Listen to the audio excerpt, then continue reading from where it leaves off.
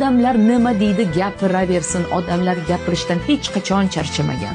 Sen tug'ilsang ham odamlar gapirgan, sen o'lsang ham odam gapiradi. Tug'ilganingda agar falonchining xotini tug'ibdi, qiz tug'ibdi deb agar gapirgan bo'lsa, o'lganingda falonchini xotini o'libdi yoki pismadonchini onasi o'libdi deb ham gapiradi.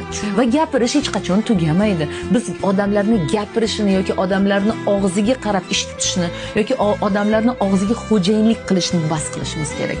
Va mana shu o'zimizga men ruxsat beryapman. Insonlar men haqimda nimaga o'ylasa o'ylasin. Men bunga ruxsat beraman, roziman. Menga bu bilan ishim yo'q. Men mana shu yerda mana shu holatni kontrol qila olmayman, nazorat qila olmayman, bu holatni to'xtata olmayman. Ularga kelib har biriga o'zimni oqlab, men aslida unaqa ayol emasman.